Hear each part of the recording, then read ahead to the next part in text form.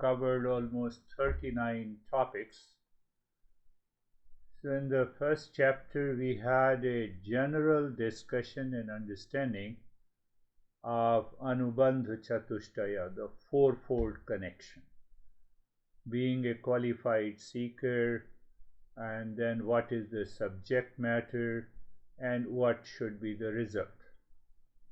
So result remains the same. We want to recognize and realize the real self, and the subject matter is also the same. But what changes? My mind as a seeker. My mind moves from the ignorance to wisdom. My mind gradually and progressively moving from the false to the real. So that was a general discussion on in the first chapter. In the second chapter, we have a spatial discussion about spatial inquiry into the fourfold practices. We go deeper into the what do you mean by a seeker? When I know that I want permanent peace and happiness, is it not enough? No, it is not enough. Because I am seeking permanent peace and happiness, I listen to the talk and I understand it, and after an hour my mind goes back to the same stuff again. So why my mind goes back to the same stuff again? I have to raise a question. I have to raise a doubt. I know that, that if I know that I am not worthy of suffering, then why I am suffering? I don't know I know, I have understood that there is a permanent security, permanent peace and happiness, that is my nature, then why I don't live into that nature? So it has nothing more to do with the subject matter, it has nothing to do with the result, because they both remain the same. So it means there is some problem with me as a seeker. So what are those challenges? How to deal with those challenges? What are the objections? What are the doubts? And then we have to go deeper into it. So there we have to deal with Anubandha Chatushtaya and also the fourfold practices in a special way. We have been talking about the discernment is separating the false from the real. It's okay, but I have to go a little deeper. Do I claim sometime, many a times during my life, false is a true? I overlap that understanding, means there is still lacks my understanding. Same thing applies to the dispassion, vairagya. So am I more inclined that I wake up in the morning and my mind says, aha, real self? No, my mind says, aha, my honey, with lot of pleasures, I'm getting it. So that subtle movement of the mind has to be dealt deeply. In the second chapter, we have more than around 70 topics that we will do. Same thing applies that, when I wake up in the morning, am I in peace and calmness? No, my mind is disturbed. My mind is disturbed, but I am not. Can I see that discernment? I don't see that discernment. So then I get carried away. Whether you are Elon Musk or Bill Gates or an ordinary human being on this, we all were limited since our birth, even before birth, when we were in the womb of the mother. You cannot say that Elon Musk mom's womb is a suite in a star hotel. It is the same. We were born into the same limited womb of the mother, and we started throwing our legs. We want to get out of it. That sense of limitedness is already there. And when we are born, we are again limited. We cannot discern between the wet bed and the water. We start playing with it. We are living with ignorance. Unless the mom comes and changes the way. Look at the limitations we are born with. And we continue to live with that limitation, which causes the insecurity, dissatisfaction, and unhappiness. I'm 90 years old and still I have an urge for the sex, but my organs are not ready. I don't recognize it. I don't realize it. I don't give it a right place. I am a drunkard, so I want 5 livers instead of 1. That is working in my life. What a crazy stuff we are doing. We don't recognize our abilities. We don't recognize it. We don't realize it's enough.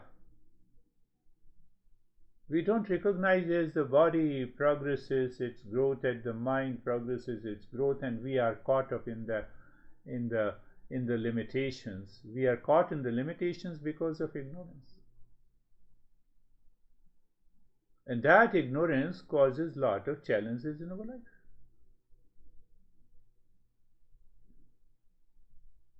So we have a different way to look at gynecology at the time when we are in the womb of the mother. We have a different aspect. Obviously, you say zygote, unicellular or unicellular state changes to the multicellular, and different cells produces different parts of the body. We agree with it. You agree. But what about that limitation that we always feel in the womb of the mother? When we come out of the womb of the mother, we still feel the limitations. The time comes our teeth falls away. So I have to look back. Did I work in tune with the body, or did I work against the tune with the body? Now we start blackening our hairs. I should look young. First impression first impression is the bad impression that you give to the people. No, I have a grandchildren. Oh, then the guy looks at you. He has all the black hairs. Oh, he knows what you have done. I don't recognize, I don't accept the truth. So same thing in our professional life, in our social life, in our relationship, in different situations in the world. My mind picks up the false. It creates a false identity. And that is why, you see, that is why we get into the stress and we ask the question, I have been doing meditation and there is no change in my life. 1 hour of meditation you practice, and 23 hours you live in the false. You make the shirt dirty again and again for 23 hours, and 1 hour you clean it. How is going to work? How you are going to reach to that state of awakening? We have to understand that. Once we have a clear understanding, this means that I have to live from moment to moment into that knowledge. That knowledge? What is that knowledge? Knowledge is an understanding. I made it very clear.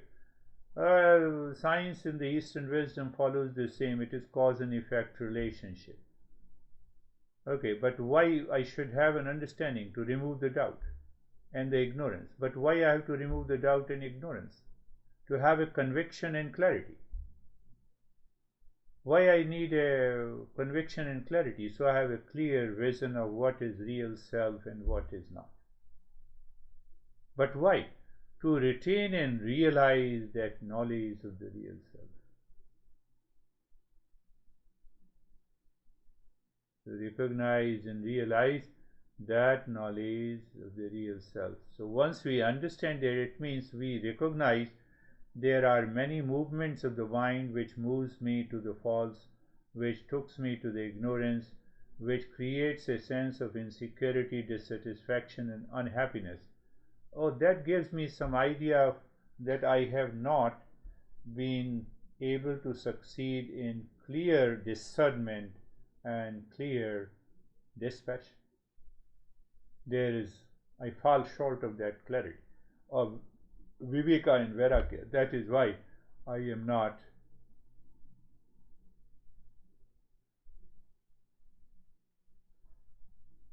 So Eastern wisdom, again, we should be very clear. It has nothing to do with the preaching. All the religious teachers preach. All the pastors and the pope, they preach. Preach means you follow what I say. Eastern wisdom says no. We are teaching instructions. We introduce the principles. We prove it why these principles are true. Why other principles that you have been following in the life leads you to the false. We are always open to discussion, open dialogue, provided you are a seeker. Provided we are a seeker, we are sincere and committed, we understand that the real self is eternal, the real self is truth. Truth means that it does not have a name in the form. So when we follow real self is eternal and it is truth, then it has to be all pervading by understanding, by logic. But if it is eternal, it is truth, it is all pervading, then it has to be, it cannot be the object of the mind and the sense organs. It cannot be objectified. Oh, so it cannot be objectified. It means it has nothing to do with the name and the form. Oh, yes. But if it has nothing to do with the name and the form, then it cannot be the doer and the experiencer. The doer and the experiencer has to come through the I thought in the mind, ego. The mind experiences the pain and the pleasure. Oh, so these are the characteristics of the real self. Yes. Oh, then it does not go under any modification. If it does not go under any modification, it means it doesn't take birth, it doesn't die, it doesn't become old. It cannot be subjected by the air. Air cannot dry it up. Fire cannot burn it. That is what the message of the Gita is. Fire cannot burn it. Air cannot dry it. Water cannot wet it. Oh, so but still the mind has lot of objections and the doubts because of the ignorance, because of our habit, because of emotional dependence, because of the intellectual fantasy, because of intellectual paralysis.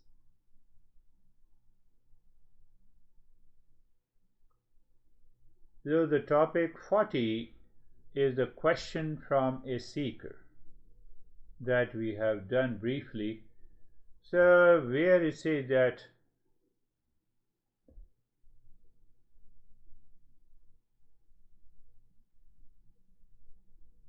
the seeker raises the question that I have in my mind, that I do not want to eliminate the world outside.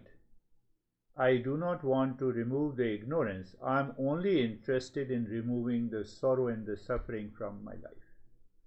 But as long as I do not remove the ignorance, I cannot get out of the suffering. Because ignorance is the cause of the suffering. Now you see that how ignorance is from the beginning of our journey of Eastern wisdom. We say ignorance, ignorance, ignorance. You have to remove it. Ignorance creates, what ignorance creates? The I thought creates a duality, and then the duality goes, mind starts running after the desire, then it is already attached to the things of the world, and because of the attachment, and then the desire causes the repeat desire, which is known as a greed. And if the desire is fulfilled, I am happy. If the desire is not fulfilled, I am unhappy. So my dual nature of happiness and unhappiness continues. Not only in my relationship, not only in my profession, not only with reference to the body, not only with reference to the stages, the body is undergoing a change. So I have such a deep ignorance, the master recognizes. When you say that, I don't want to eliminate the world from my side, because I have already experiencing lot of pleasure stuff. I have lot of money, I can get pleasures of all kinds. So I don't want to remove it. But I want to remove the pain and the suffering. Master says, behind every pleasure there is a pain. Behind every joy there is a sorrow. So you are living still in a duality. The duality causes the ignorance, and ignorance, because of the I thought, and the chain reaction starts. And that overlaps, that superimposes the real self. We have to get rid of. Not possible. If you say, I want to continue all kinds of pleasure at the age of 90, what kind of a pleasure you are asking? Sensual pleasure.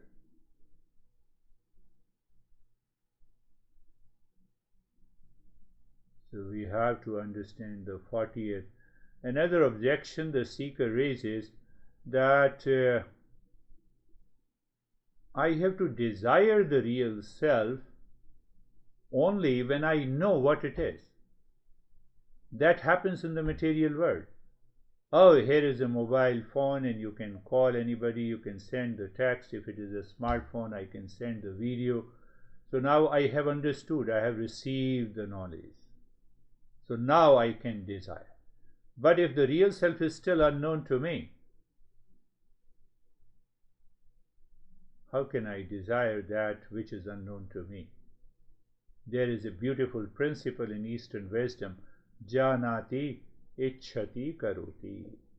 First I know an object, then only I desire. If I don't know any object, what kind of a desire that I have? Why should I desire? It's a wrong approach. Seeker is asking, seeker is raising a very serious doubt about it. Have you not experienced in meditation a kind of peace and happiness without any object? Yes, we have experienced many a times. It is disturbed. Yes, it is disturbed because of the ignorance. But you have already experienced. Don't you experience in just when you wake up from the deep sleep, you have such a beautiful experience of freshness, calmness, and the joy? Can you really know what is sleep? And still you go into sleep. Still your mind desires for the sleep to rest. Still we want a deep sleep to be in peace and happiness. Why you are seeking then? Why you are seeking deep sleep, sound sleep? You don't know what is sleep. You have only an experience after you wake up. So if that happens in your daily life, every day, why not you should desire that there is a permanent peace and happiness, which is nothing but the real self.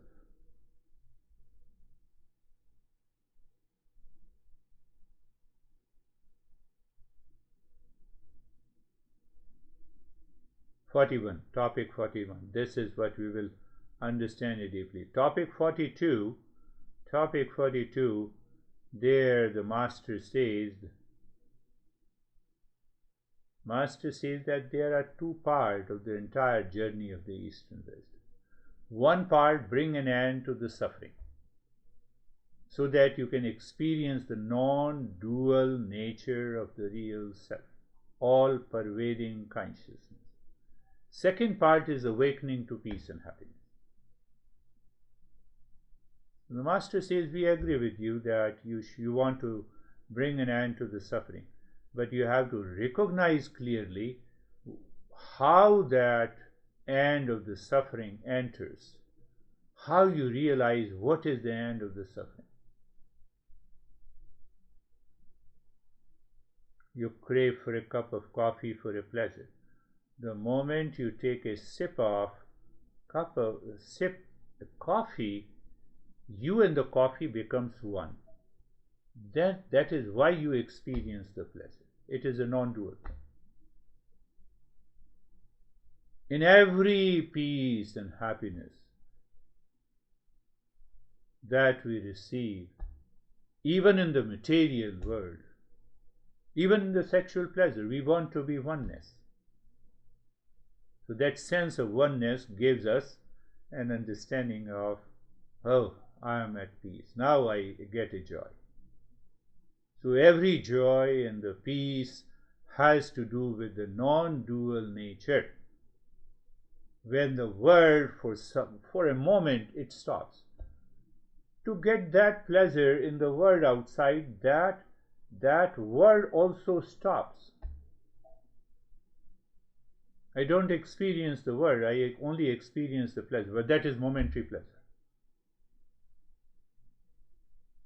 So if we get rid of the entire world and the ignorance, we will continue to be in peace and happiness.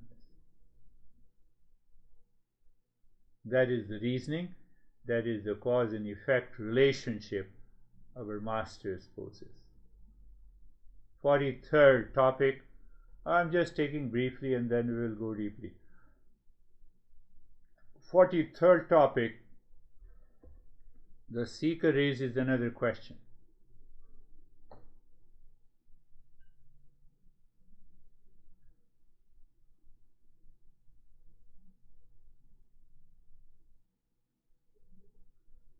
The seeker says that since no dispassion or desire for the freedom arises, no one has the qualification to be a seeker. What it means? It simply means that the seeker raises the doubt. One cannot have 100% dispassion on desire. Desire for the real self, one cannot have 100% dispassion or vairagya in the life. So what I am doing, I am dreaming, I am leaving my path, and I am raising a question that is too far from me. I have yet to start a journey. I have to understand the dispassion clearly. You are living, you are listening to me at this time, you are in a moment of dispassion. That is why you are able to pay attention to what I am saying. That is so natural. Can that natural state of the dispassion be continued?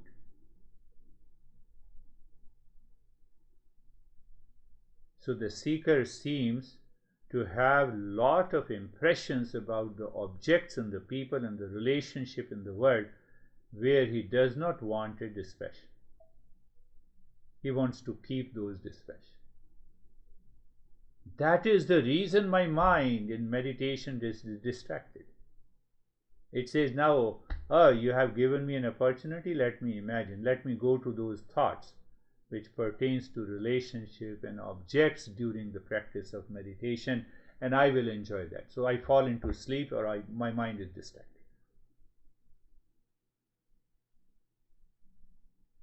Master is saying, don't run, don't make a haste, don't make a decision in haste. You have to go slowly. You have to understand how your mind is working during the practice of meditation and during the journey of understanding, listening and learning these principles.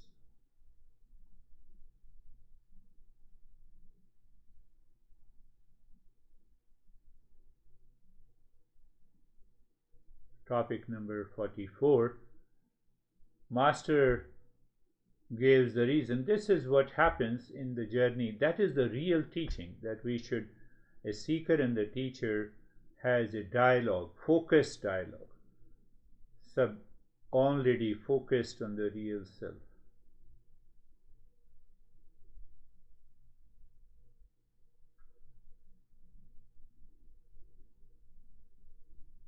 So we'll have a beautiful example in the topic 44 that we will take up in detail. So the teacher says that desire to eliminate sorrow completely can create another desire in a negative term. What it means? I have a desire to completely end the suffering, and the suffering is caused by the duality of the nature, pain and the pleasure, victory and the defeat, profit and the loss. So what happens? There is a possibility that if I do not have a right discernment, and if I don't live in dispassion, my mind will get attached to take away myself away from the world outside. I'll become aloof. I will feel lonely. I have a lot of desires in the mind, but I am sitting inside my home waiting for an awakening and realization. So there will be a lot of conflict in my mind. That is what people do. People run away to the Himalayas. They are frustrated, they come back, and then they live a life of depression. Because we have not clearly understood the entire journey. Lot of people are doing this. Lot of people are doing this. I'm in a hurry. Teach me meditation. I got a message from one person. He said, I have a good teacher, meditation teacher. I saw you on the Google and I saw that you can solve my problem. And then he wrote that, my teacher is judgmental. So hence, that is why I approached you. So if I ask you to remove your attachment and detachment, am I judgmental? So it means you are not a seeker. So therefore you give me one meditation practice that will help me realize. Not possible. Because you have already created in your mind an imagination that this is how it works. You are not ready to understand the principles, how it works. Look at the very subtle nature of understanding. So the topic number 45, also the teacher says, worldly solution only gives you a temporary relief from the suffering. We agree. I have blood is coming out from my toes, I have to take medical help. That is one part of it. I am in stress, so maybe my mind, or you can say the body, has created a stress hormone. So if I take something which brings it down, it's a temporary relief, not a permanent elimination. For permanent elimination, we need a self-knowledge. Where is the goal of life? Goal of life, many goals in life, many goals of life. So 3 goals in life: wealth, or making an effort, having the pleasure, and following the rules, the universal laws of the nature. They are the preparation to the final goal of life, that is moksha. We have to understand it clearly. What is the common desire for all the human race? We are seeking permanent peace and happiness. So it means my mind should be able to discern. Only discern at the mental level. I live with the dispassion and discernment, and I'm living my personal, professional, and social life. So I have to live into that awareness.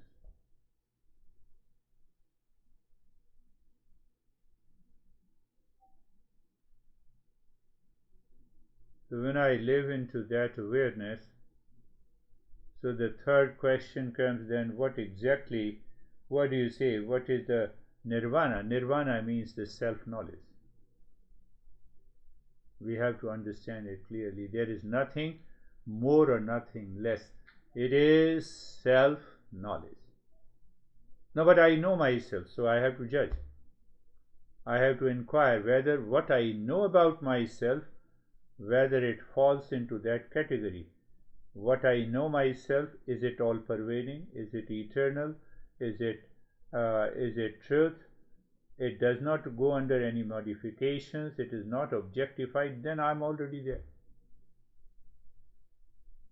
Then you recognize that your suffering is not there. When we understand that suffering is not there because I am already settled into this self-knowledge. But if I am not settled, I have to find out those layers of the ignorance.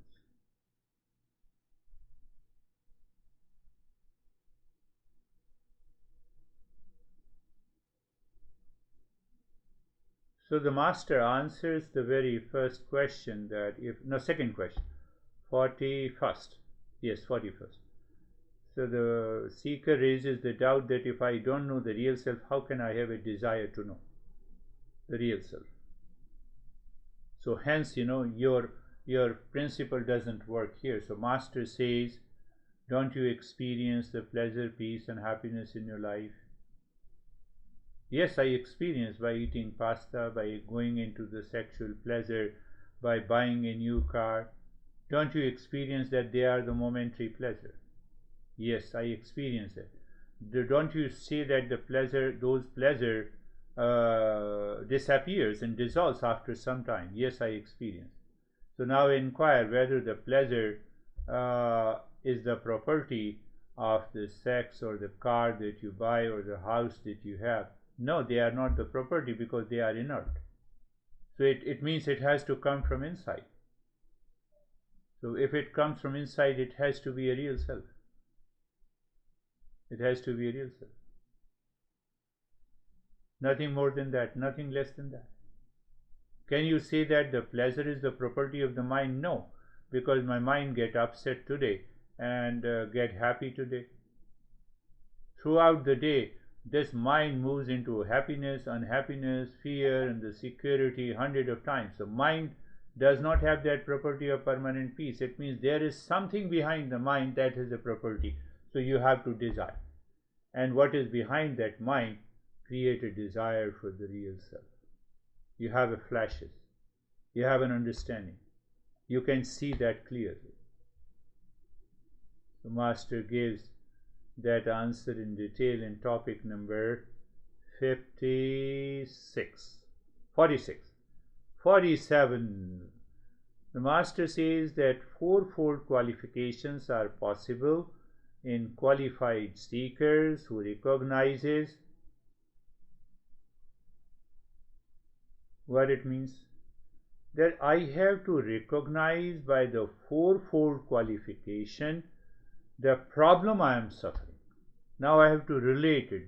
Whenever I have a stress and suffering, anxiety and duality, I have to invoke viveka, vairagya, 6 treasures, and the intense desire for the real self. If I don't invoke, where I have to invoke? I have to remember, I have to recall, I have to be aware of that. The moment I am aware of these fourfold qualifications, I recognize it is because of ignorance, it is because of the duality this problem has come. So it means I have to live consciously from moment to moment. Yes, in the beginning there may be some effort to it, but after that, it is so natural. It is so natural.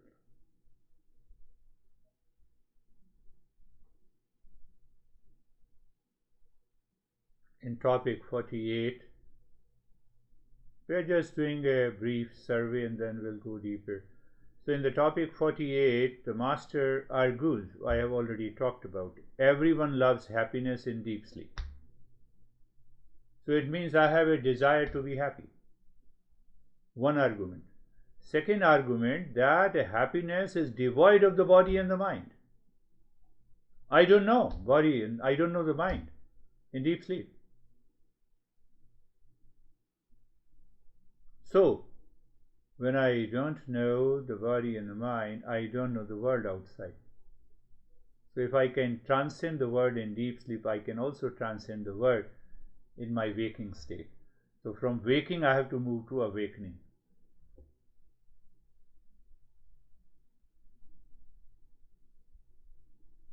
'49 verse, again the answer master gives, how it happens. So in the 47, he says that I have to see these fourfold qualification in a very special way. I have to go deep into it. What exactly is the discernment and dispassion here? Then 49th verse, it only happens by Shravanam, Mananam, Nididhyasan, out of which only the listening from a teacher gives you the knowledge. If it has given you the knowledge, your knowledge is settled. You need not to go for mananam, you need not to go for contemplation and reflection, you need not to go for practice. So we have to reach to that state,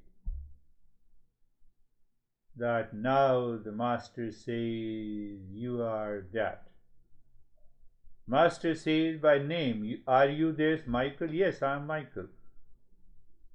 There is a doubt? No, there is no doubt. But when I say, are you real self? No, I have a lot of doubts. I have a lot of doubts. Oh, that we have to remove those doubts. It means I have to go for contemplation and reflection, and I have also to do the practice.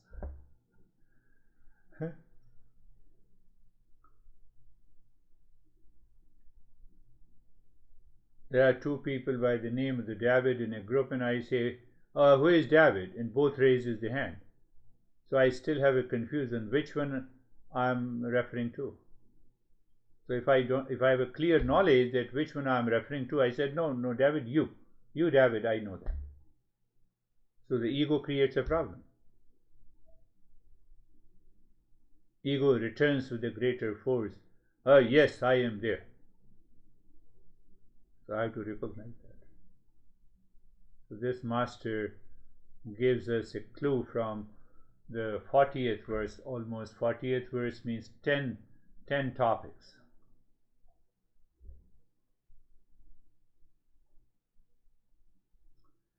So if we go back to the first topic, 40.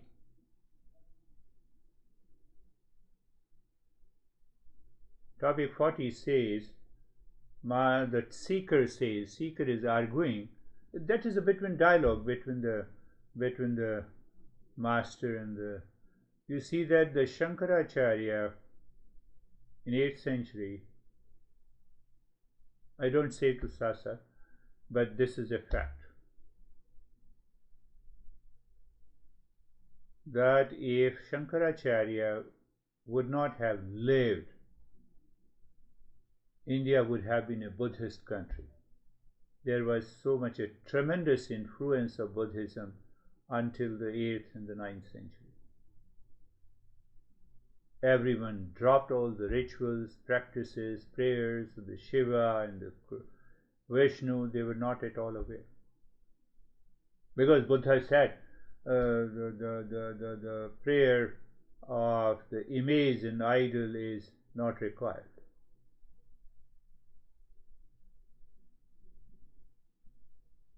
So it is only the Shankaracharya who revived, who taught from the Upanishads, and then another revival came. Mandan Mishra, who was one of the great Buddhist masters. Shankaracharya said, let us come and debate. Let us come and debate. There is a beautiful story about it. Who Mandan Mishra's wife, they belong to my native place, Bihar. So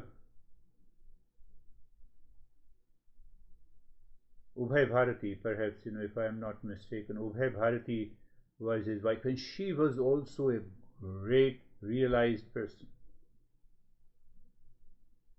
So they both were realized, but how they realized based on the Buddhist philosophy. So Shankaracharya said, come and sit and tell me. And there is a great debate that is written, that is a form of a great book. We will pick up that book at a later stage.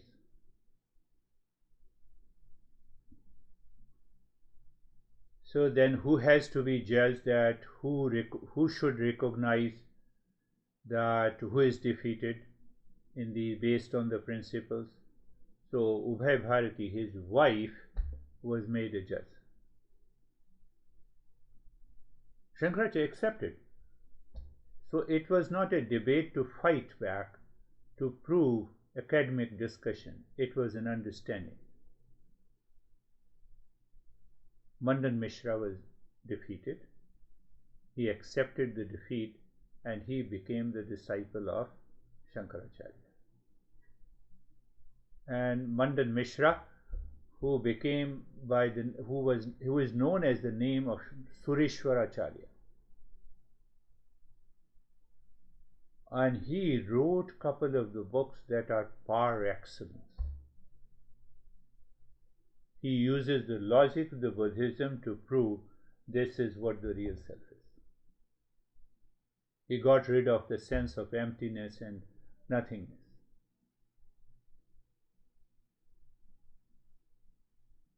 And then, based on this text, there are more than 50 commentaries. And based on this master which we are studying also refers some of the teachings of the Sureshwaracharya. Such a beautiful way of understanding. Only thing that we need a commitment.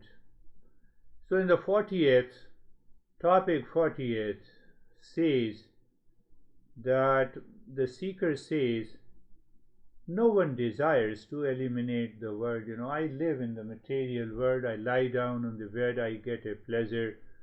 In the US, we have a sleep number bed, which costs you more than $3,000. And they marketed that, if you sleep on this bed, you get a good sleep. Body is adjusted automatically.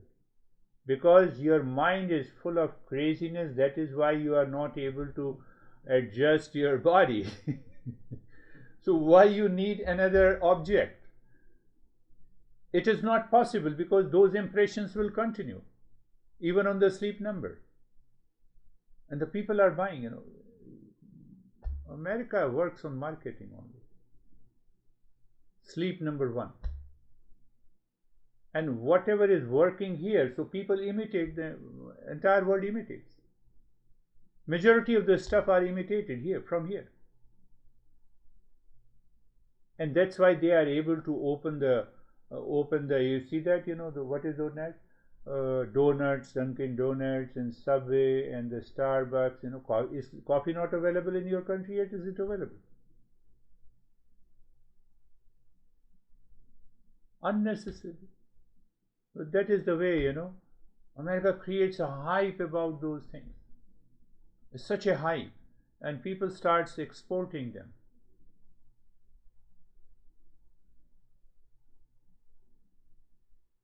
So we are so much obsessed that I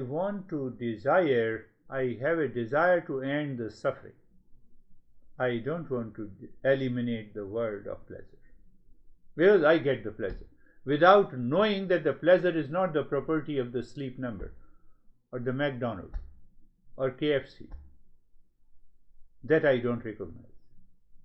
Don't you have a chicken in your country? Yes, I have. But that I don't recognize it. I don't have time. Why I don't have time? Because I'm seeking an instant pleasure. So the whole vicious circle is created in the mind that results into ignorance. So that is why the seeker is saying no one wants to eliminate the world of pleasure. Means world of pleasure is ignorance. We want only removal of the sorrow. We want to retain the worldly pleasure and remove the misery. You have to enlist. Once you listen to it again, and then you find out what are the worldly pleasures that I don't want to remove from the world, from my life. And there we need a discernment and dispassion. It does not mean that I stop using it. I'm using it, but now I don't see the pleasure there. I see it as a utility.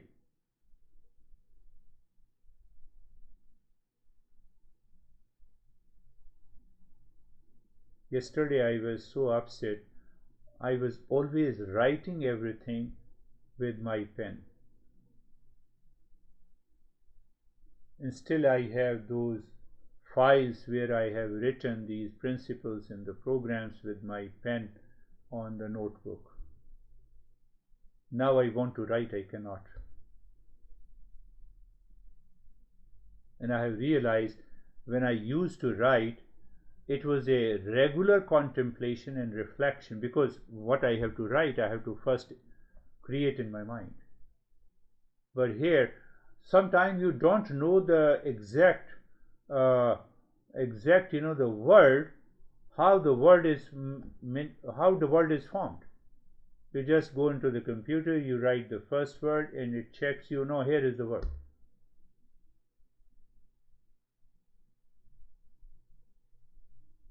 It becomes difficult to remember the word weak.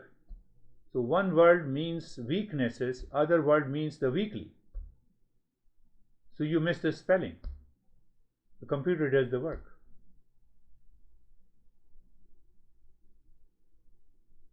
That is what I say, the worldly pleasure. It is not possible. It is not possible. So it does not mean that we should not use the computer. Yes, it is okay, but we have to get rid of that suffering, because of I have to examine the nature of the world, from where I get the pleasure, whether the pleasure is there or not. So I have to be very clear in my head that no pleasure. So when I am clear in my head, there is a clarity and a conviction that pleasure is temporary. Let me have it, I have it, but I recognize the pleasure is not there. With that idea and understanding, with that level of awareness, let me work. Let me have my car, let me have the house, let me have the bed. But before buying the sleep number, I should examine. I should examine. It's a personal matter. So I have to see that it is better to take care of the body and the mind, to sleep in a natural state, than creating an artificial. I still sleep on the floor. I always enjoy. Why not? Because you remain in touch with the Mother Earth. Why not? You are in US, it doesn't mean that you should not. Follow your routine. Don't get carried away by the pleasure in the world, which is objective pleasure.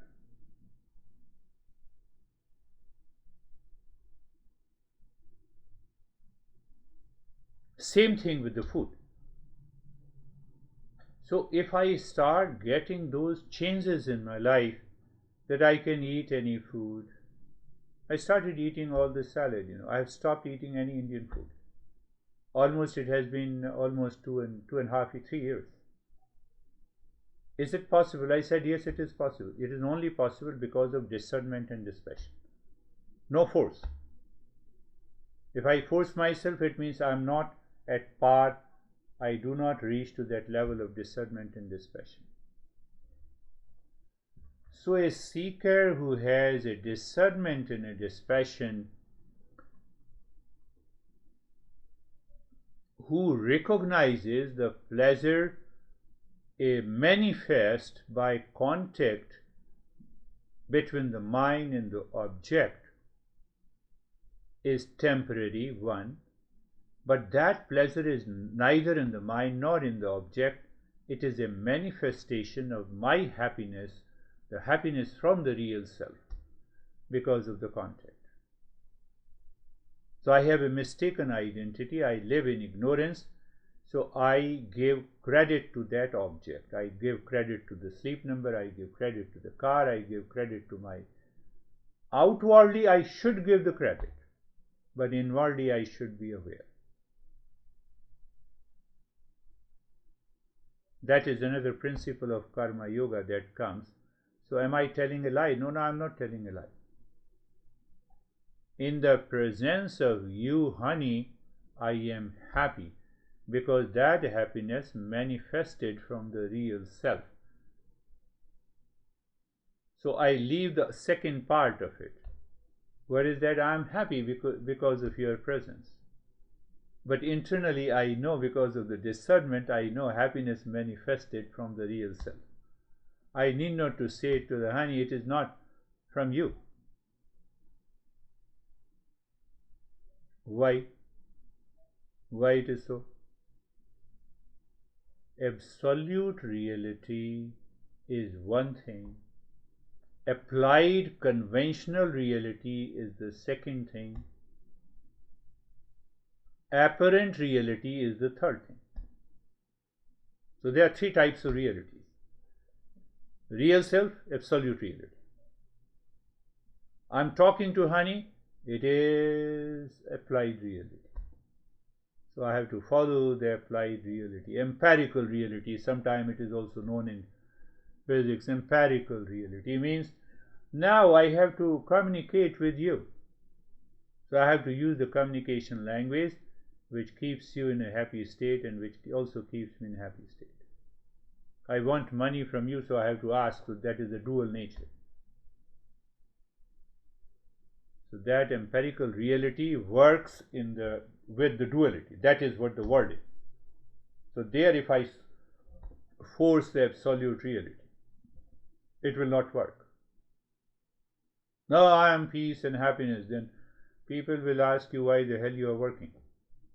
Go back to your home. Sit there. Give your home back. Give me your bank account.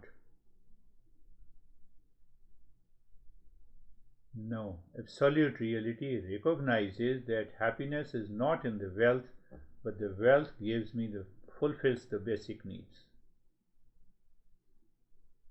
Wealth helps me to create more wealth by creating another project. But at the same time, I am fully aware peace, happiness do not lie there. So I will continue to work and remain balanced in profit and the loss, pain and the pleasure, victory and the defeat. They are the part of the world. They are not my part. They are the part of the ego, that is the false I. But they are not the part of the real self. It has nothing to do with the real self. Look at it.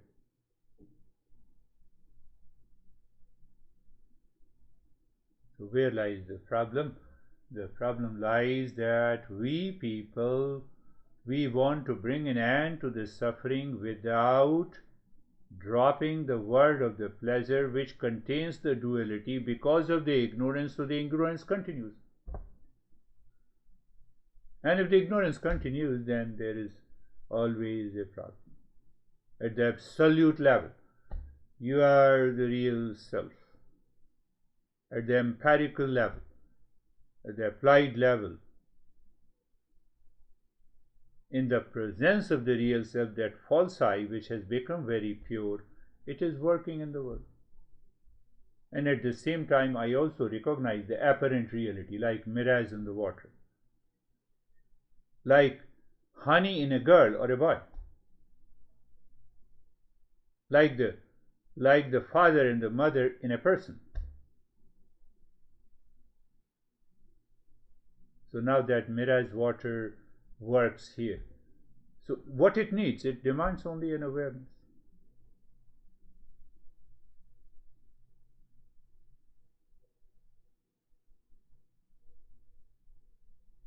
"41st verse, the seeker says, I have done it. Seeker says that I don't know the real self and I don't know the absolute reality, so how can I desire? We can add one more understanding here. There is a search for known pleasure and unknown real self. We have to discern here. And we have to prove to our mind, we have to be very clear. There is always a search for the known pleasure.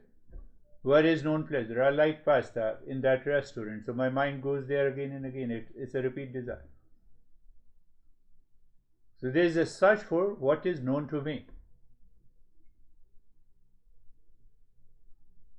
So at least after discernment and dispassion, I have to venture, make an adventure, let me desire unknown, which is of the nature of permanent peace and happiness.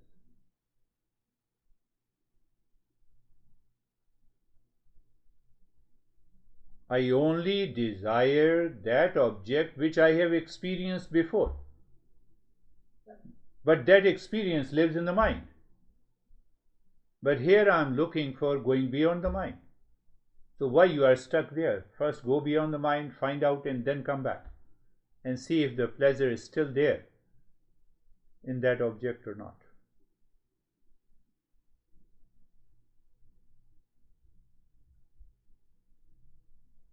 We only desire where we had a joyful experience. We always want to escape where we have a pain, only because of the experience in the mind. But we have never seen the pain and pleasure are the two sides of the same coin. I enjoy drinking, so I desire I should have 5 livers to cope with that drinking. Not possible. You are making yourself crazy. That is, what our masters say. I cannot leave drinking because I enjoy it. But at the same time, the liver pain, I'm going to experience the pain at a later stage in my life. So the master says you have to recognize that. Repeat in your mind again and again. So when you repeat in your mind again and again, Shravanam, listening and learning, contemplation and reflection. Sometimes we have, small issues with our relations also. He or she is not listening. So then we need to ask, why my mind is insisting that the other should listen to me? Why? You have already explained it clearly. You have explained, okay, that's very good. Finished. You have already explained it. And you have seen that there is no change. Why there is no change? Because it depends on her or his level of evolution. What I have to do with it? It is because of his and her level of evolution.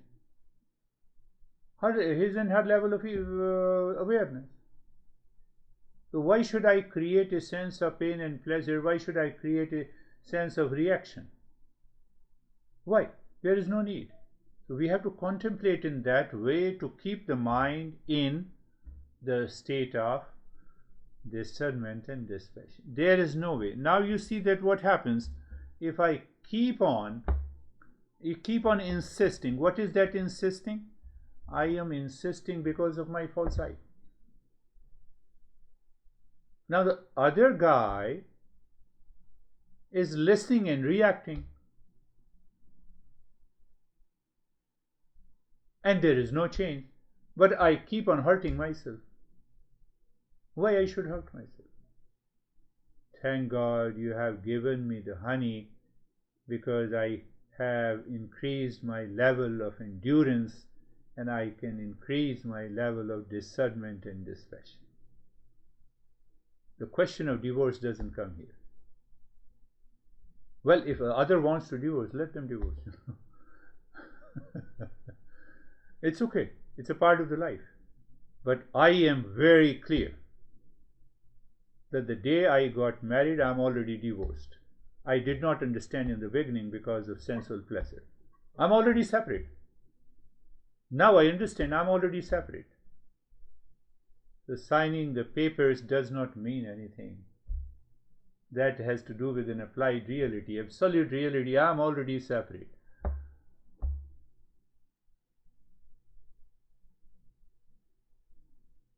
So see, when I think in that way, my mind keeps on thinking that way, that doubt and the ignorance goes on removing.